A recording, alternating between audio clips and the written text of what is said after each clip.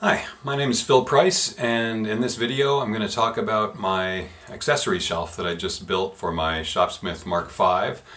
I watched a Michael Young video, today's Shopsmith video, called Dancing with My Shopsmith, where he emphasizes he says the importance of keeping everything on the machine and knowing how to switch stuff quickly. I wouldn't call it important necessarily. It's definitely more fun to not have to stop what you're doing and think, oh, where do I keep the tool rest? If you can just reach over and grab it. So it ultimately comes down to convenience combined with efficiency. And yeah, I guess those add up to making it a more fun woodworking experience to use the Shopsmith and not have to go rummaging around to find the parts that I need. I decided I need storage. I decided to use a shelf and not drawers. Why not just use the Shopsmith accessory shelf that they sell on their website? It's a little bit pricey. I think it might be around 150 bucks, but it appears to be very nicely made. It's a nice, beautiful piece of wood, carefully machined, much more craftsmanship in it than I've put into this. Why don't I just buy that? And the answer comes down to two things. I think it's just two. Maybe think of it as three. One is that shelf has a crazy way for storing the under table saw guard and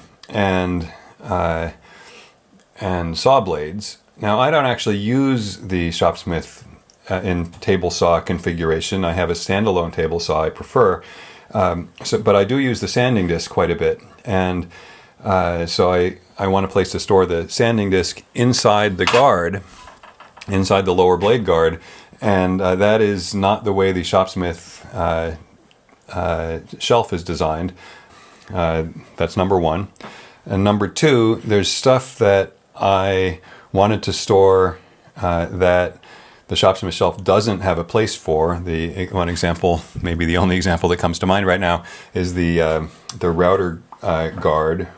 Number three is there's stuff that I don't need to store that has places on the Shopsmith guard. So maybe that's two and three kind of go together. There's stuff it doesn't store that I do want to use, and there's stuff that it does store that I don't want to use. So for example, the upper blade guard for the table saw, as I mentioned, I have a standalone table saw, so I don't need to store this with my Shopsmith. So that's why I did not even really consider the Shopsmith version of the accessory shelf. Design considerations. Okay, there are just a few things that maybe are not totally obvious. One is I wanted enough room underneath the shelf to be able to get my foot in there to raise the unit up on its casters so I can roll it around. So that really limits how low the shelf can be. The other thing, I guess, may be fairly obvious. All the tall stuff, like the tailstock and the blade guard, has to go down to the extreme left side of the machine where the table can't get to, because the main table support posts, when the table is all the way lowered, they come down quite far. Okay, well, how did I build the shelf? Other than rather shoddily, as you can see. Kind of scrap 3/4 inch plywood, some offcuts from another project. So I just glued the plywood back to back to give me 1.5 inches. You do need something pretty thick because you're going to be cutting away, at least for the design that I did, cutting away a lot of the central portion of the wood. So to give it stability, you want some pretty thick pieces left. There were already support holes, or already holes drilled in the sides of the legs that I could have used, I guess, to mount the shelf, but that would have put it too high, at least to use the mounting method that I used. I think the Shopsmith shelf, you just screw directly through through those holes into the side of the shelf. But that's a single piece of solid wood. I used plywood, and I don't really trust screwing into the side of plywood grain. So I did this instead.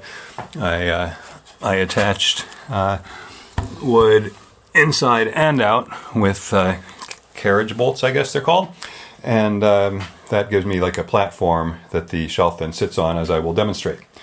I have I cut a slot in the shelf at this end that goes so that the shelf kind of hugs this this end of the leg. Couldn't do that on both ends because there'd be no way to get it into position.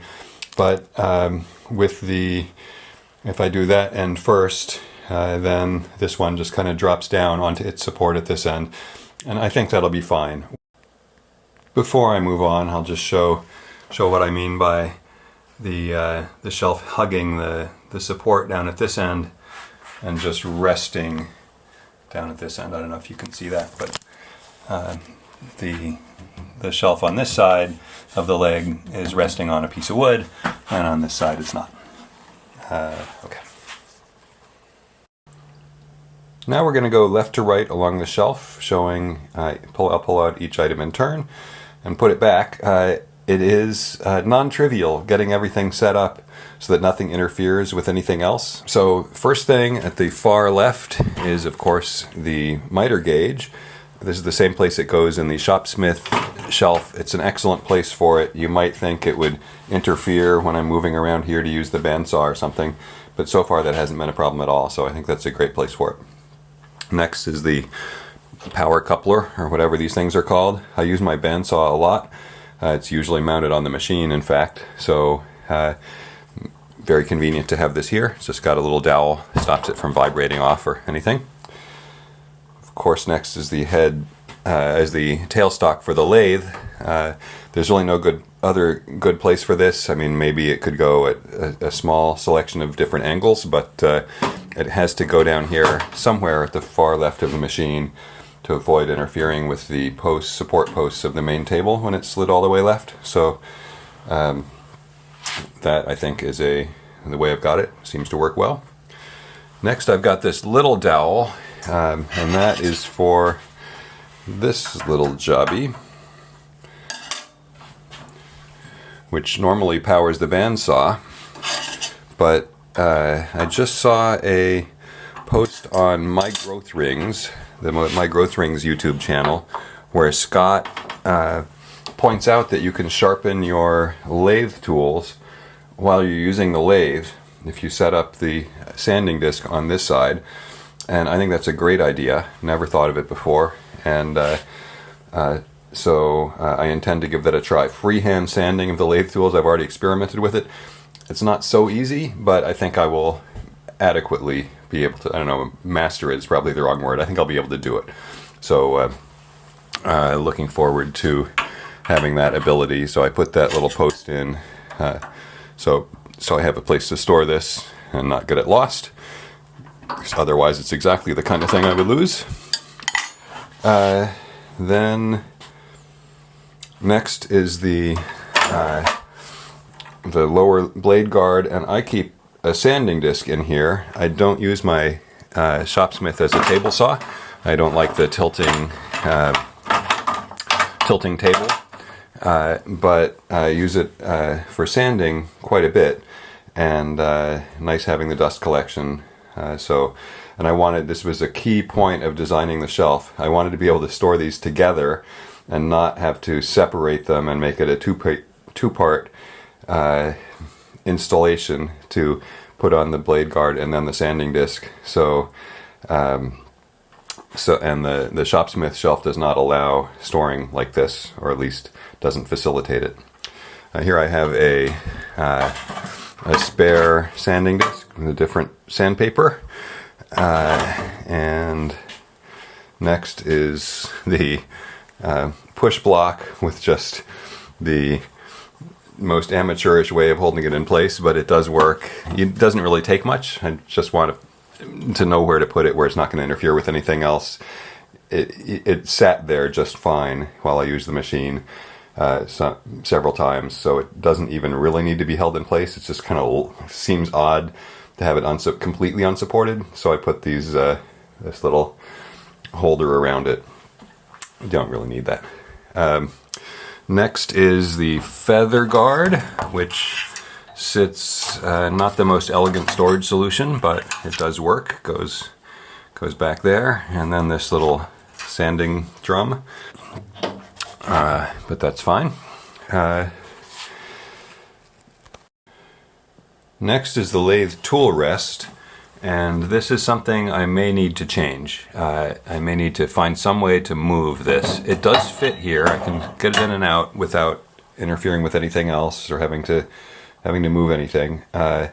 Doesn't clear by much, and this is the old 500 version, the Mark V Model 500 version, which is shorter. It's different in dimensions in several ways from the what I would get now and what I need now, because I have upgraded to the 510 tables, and so I'll need to get the larger one. This one doesn't reach far enough in if I'm doing a small spindle, which I have done. So I need to get a larger tool rest, and I'm a little worried that it won't clear. This just barely fits underneath the tubes and over the sanding drum, and I fear that might not be possible with the new one. So I might have to find some way to move, maybe just drill the hole a little further out or whatever. I'll figure it out. I think there is enough space to make a new one fit. Next up, the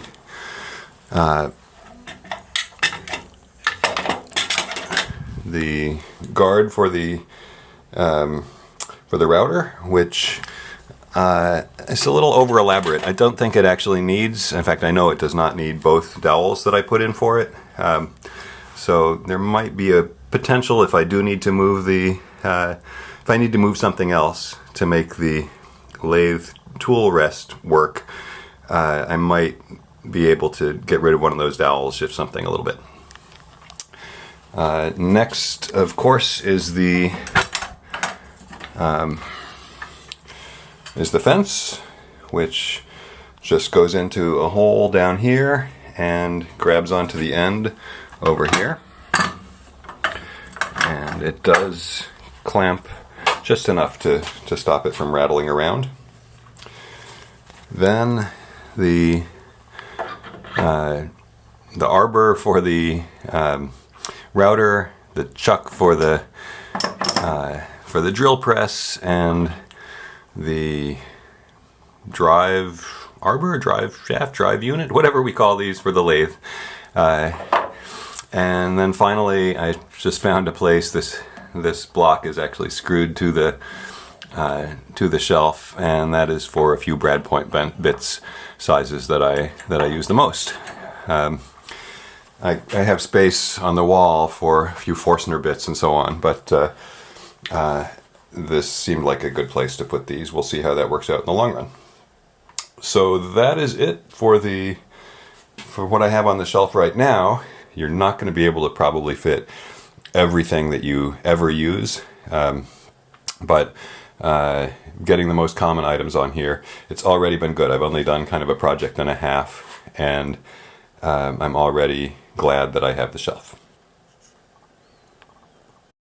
Okay, well, what would I reconsider if I ever redo this? So I currently use a standalone table saw, but I have a very small shop, and it would be nice to regain that space that the table saw currently takes up. So someday I may change my mind, get rid of the table saw, and use the Mark V for everything, in which case I will want to use the upper blade guard, and I didn't really leave room for that. I think I could make a space for the riving knife to fit down here, and it could live right here next to the fence, but if I had just left myself another 1/4 inch, I mean, obviously I could edge band, I could move the fence inboard just a hair. If I need to get this on there, I certainly can, but it's something I wish I had considered.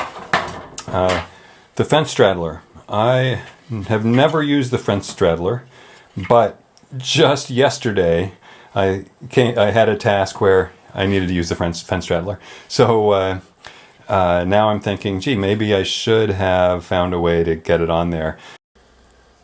I do want to point out one more thing. I'm not sure this is a good idea. It's just an idea. But I realized that when I use the router, it's always with the table in this position, the overhead router setup. in which case with the main table up out of the way, it frees up access, like there's guaranteed access to parts of the machine that normally I would have to worry that the main table or its support post would be in the way. And I'm thinking specifically right here of the possibility of attaching, using hose clamps or cable ties or something to suspend a little pull-out tray that could have a bunch of router bits in it. Because right now I have to usually step away from the machine. I'm relatively new to woodworking, but I already have, I think, 8 or 9 router bits. I can probably find a place to store them up here, but you know, if that number increases, then where am I going to keep them? And have to keep stepping over the machine anytime I want the right size round over bit or whatever. So it would be more convenient to store them here where I use them, and the realization that when the machine is up like this is the only time I need access. I mean, I could even store them and just access them here, just have a little tray with some holes in it that the router bits fit into, but that would just collect so much sawdust. I'm not sure that's a good idea, but anyway, using that space if you are going to have the machine in vertical mode like this, then you obviously have access to a lot of space that you really can't access otherwise, and it may be possible to make use of that. So just a thought. I want to thank the YouTubers who made videos about the accessory shelf and using it. Michael Young's Dancing with My Shopsmith video is one thing that inspired me to just go ahead and do it, but there are several others. I've forgotten the names, but I will link them in the description. People who have done videos that I found very helpful that show how the Shopsmith, the shelf you would buy from Shopsmith, is designed to be set up, and the design considerations they pointed out were very helpful to me in designing mine. So thanks, guys.